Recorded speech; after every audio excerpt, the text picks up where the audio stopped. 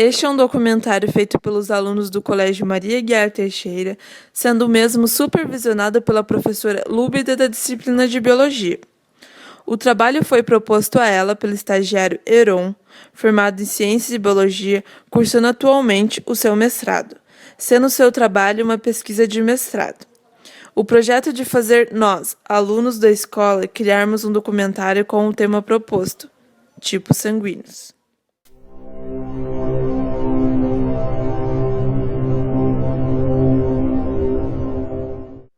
O sangue é algo que todos nós conhecemos, sendo em muitas ocasiões algo ruim, sempre visto em machucados e ferimentos. Mas para que ele serve? Apenas para sair do corpo? Ele serve como algo inútil ocupando nosso corpo? Neste documentário, iremos mostrar a utilidade do sangue em nosso corpo e a sua função. O sangue é o meio de transporte de nutrientes que nosso corpo necessita. Ele em si é dividido em 4 partes, conhecida sendo ela plasma sanguíneo, plaquetas, glóbulos vermelhos, também conhecidas como hemácias, e também glóbulos brancos, também conhecido como leucócitos. Cada um deles tem uma importância e função no corpo. Plasma sanguíneo. Ele é responsável pelo transporte das substâncias que nele percorrem. Plaquetas. Realizam a coagulação do sangue em caso de acidente, evitando uma possível hemorragia. Glóbulos vermelhos. Transportam o oxigênio e o gás carbônico. Glóbulos brancos são responsáveis pela defesa do corpo. Agora que você já sabe as principais funções do sangue, podemos prosseguir com o documentário. O sangue é dividido em 3 tipos, descoberto pelo Karl Landster, no começo do século XX. Segundo ele, a divisão do sangue ocorre na forma ABO, sendo cada letra possui um alelo diferente um do outro, ou seja, um par de genes diferente um do outro. Mas como eles foram descobertos? A história da descoberta deles vai para o início do século XX. Então, o primeiro sistema de grupos sanguíneos determinados foi o sistema ABO, que é o principal responsável por incompatibilidade. Foi determinado em 1901 por um pesquisador austríaco chamado Karl Landsteiner. Landsteiner eventualmente acabou ganhando o prêmio Nobel por sua descoberta e ainda trabalhou por muitos e muitos anos identificando outros sistemas sanguíneos. Mas o que foi mais importante, o que é mais conhecido dele, é justamente a determinação do sistema ABO. Na verdade, para entender por que ele decidiu fazer os experimentos, é preciso voltar ainda antes no tempo, com a história da própria transfusão de sangue. A ideia de você transferir sangue de uma pessoa para outra, ou inicialmente de um animal para o ser humano, parece estranho hoje, né, mas as pessoas tentaram isso realmente no passado, é bem mais antiga. A primeira tentativa de transfusão que a gente tem notícia na história, pode não ter sido a primeira, mas é a primeira que foi registrada, foi a tentativa de salvar a vida de um papa, se não me engano, Inocêncio VII, no final do século XV, 1400 e... quando foi isso? 1490, alguma coisa assim. A tentativa foi... O médico, na época os conhecimentos de medicina não eram tão avançados quanto os nossos, né, evidentemente. O médico, na época, diagnosticou a fraqueza e o estado comatoso do Papa como sendo devido ao sangue envelhecido. Ele decidiu que seria uma boa ideia tentar tratá-lo retirando o sangue de 4 pessoas jovens, retirando uma parte, claro, a ideia não era tirar tudo, retirando o sangue de uma parte de pessoas jovens e transferindo-o para o Papa. No entanto, a operação foi bastante desastrada, em parte porque as condições de higiene da época não eram boas e o conhecimento era menos bom ainda. Eventualmente, todas as 5 pessoas envolvidas morreram. 5 ou 4. Então, tanto os jovens que doaram sangue acabaram morrendo de hemorragia, porque foi muito mal feito, quanto o Papa morreu também, porque não tinha mais o que fazer. O diagnóstico estava errado e realmente ele estava em estado terminal. E ainda que não estivesse, com o conhecimento que nós temos hoje, é muito improvável que, pegando sangue de 4 pessoas diferentes, você tivesse do sangue de todos sendo compatíveis. Não tinha como. Mas foi a primeira tentativa. Muito pouco científica, muito pouco funcional. Mas que abriu caminho para outros estudos. Os estudos realmente interessantes com transfusão começam no século XVII, 1660 e alguma coisa, com um médico francês, que ele decidiu, inicialmente, tentar transferir sangue de animais para seres humanos. Na época não se tinha ideia de que o sangue poderia ser diferente entre diferentes espécies, né? Parecia todo igual, era sempre vermelho, afinal de contas. Ninguém sabia, ninguém tinha como saber ainda. Então, Esse médico pode não ter tido muito sucesso com as transfusões de animais, que na verdade sempre davam errado, sempre davam alguma rejeição e vez por outra o paciente morria. Mas ele desenvolveu os principais aparatos para você fazer uma coleta segura do sangue e uma injeção segura do sangue. Porque isso é muito importante, né? Não é com qualquer agulha, não é de qualquer jeito que você consegue transferir sangue. Então, digamos que em 1901, quando Landsteiner fez a sua descoberta, já havia um interesse de muito tempo, de mais de 100 anos, na transferência de sangue. E já se tinha tecnologia o bastante para você ter uma transferência segura que funcionava. Só que não funcionava sempre. A motivação para tentar entender a incompatibilidade entre o sangue vinha do fato de que, embora a técnica fosse boa já, em 1901, várias vezes a transfusão dava resultados ruins. Várias vezes a pessoa tinha uma reação de febre e de hemólise quando recebia sangue de fora. E as pessoas não entendiam por quê. Landsteiner propôs que o problema da hemólise, o problema da incompatibilidade, seria causado por incompatibilidade entre o sangue do doador e o sangue do receptor. E para testar isso, o que ele fez? Coletou a amostra de doadores e de receptores, no caso, na verdade, coletou a amostra dele e dos assistentes do laboratório dele, né?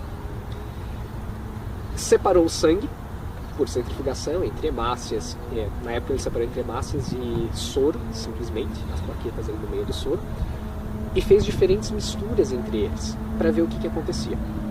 E o que ele reparou era o seguinte, às vezes você misturava as hemácias, pegava as hemácias de um certo doador e misturava com o plasma de um receptor, e você tinha a aglutinação das hemácias. Elas formavam uma grande massa de hemácias, todas elas juntas, impossíveis de separar.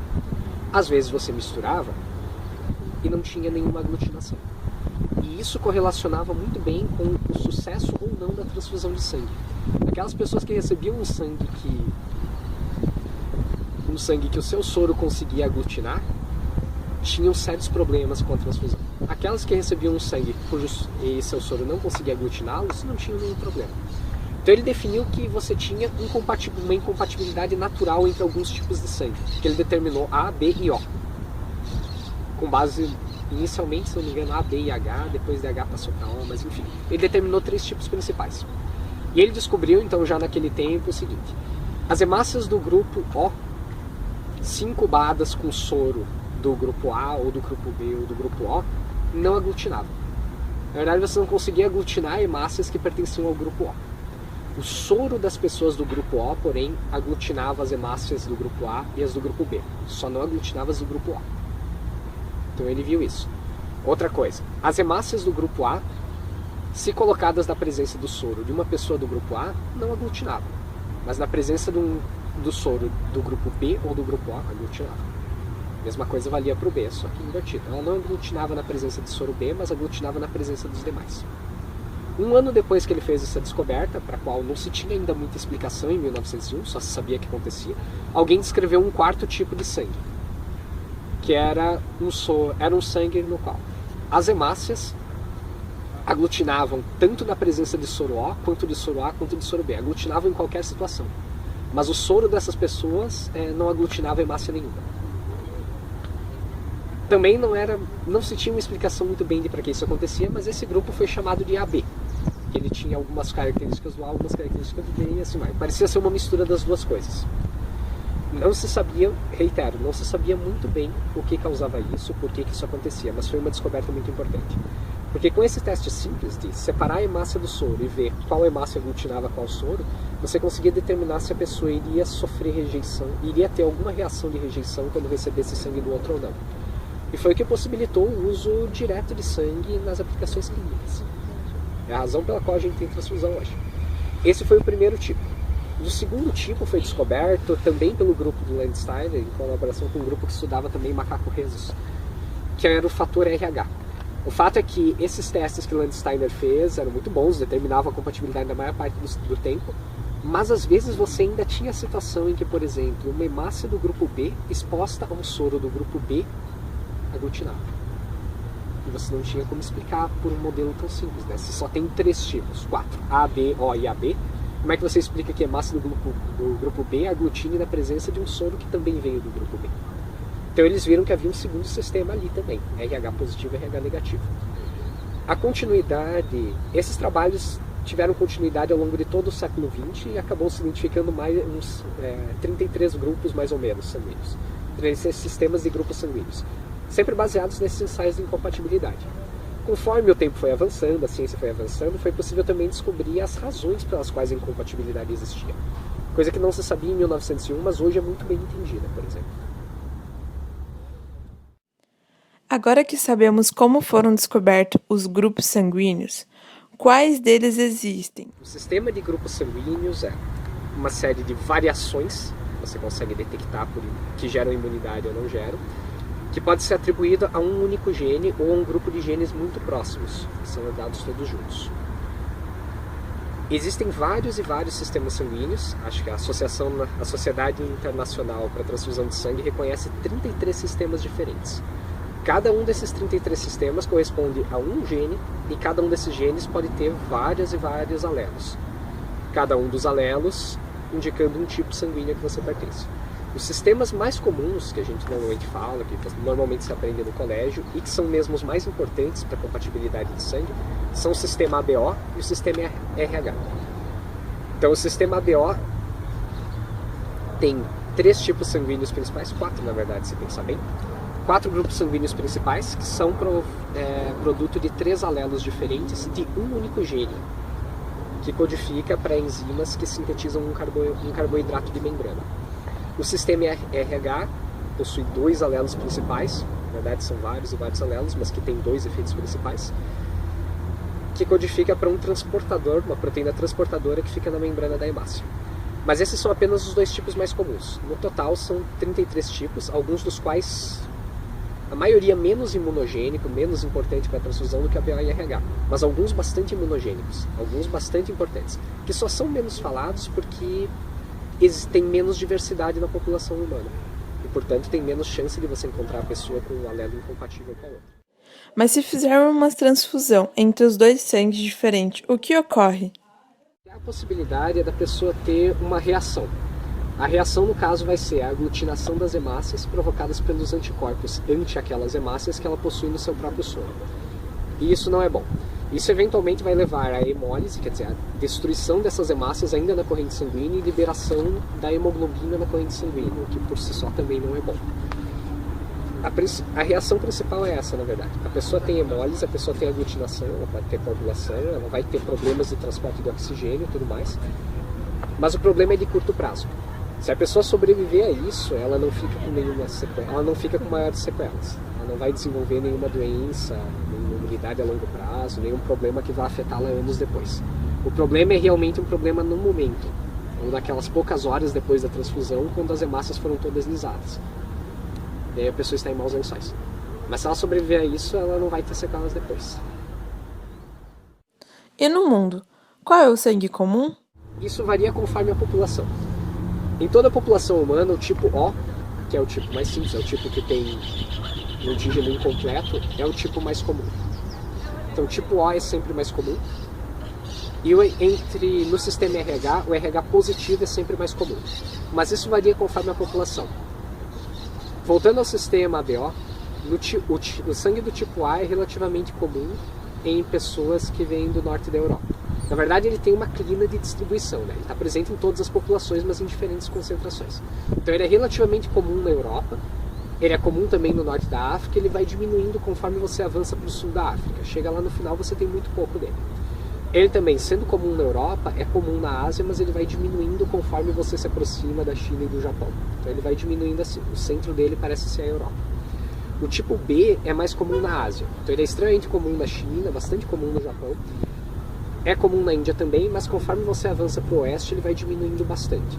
Então chega na Europa Ocidental, em Portugal ou Espanha, você já tem frequências muito baixas, frequências relativamente baixas dele, 5%, 7%.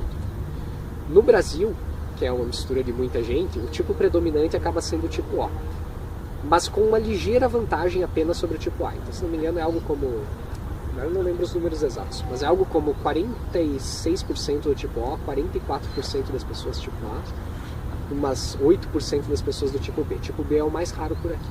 Bom, tipo AB, na verdade, é o mais raro porque é a combinação dos alelos do A e do B.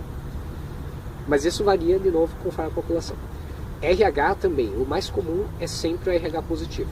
RH negativo é relativamente comum na Europa e nos lugares que tem pessoas de descendência europeia.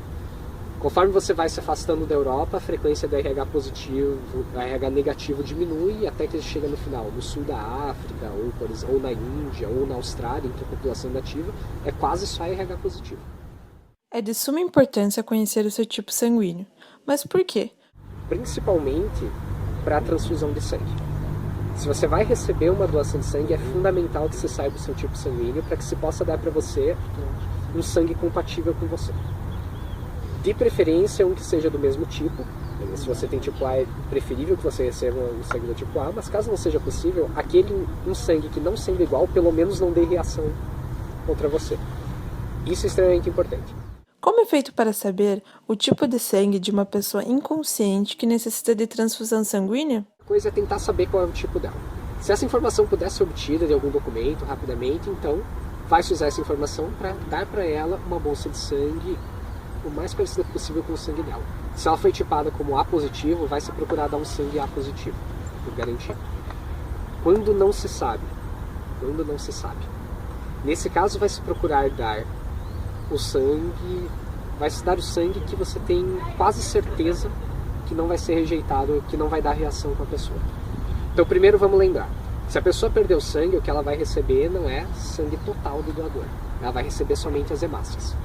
Vai-se então dar para essa pessoa cujo tipo sanguíneo você não conhece, hemácias que não dão reação na presença de nenhum som. Normalmente que são as hemácias do tipo O. Negativo. Isso, O negativo de preferência. Pensando no sistema BO, o tipo que nunca dá reação é o tipo O. Pensando no sistema RH, o tipo que nunca dá reação é o negativo.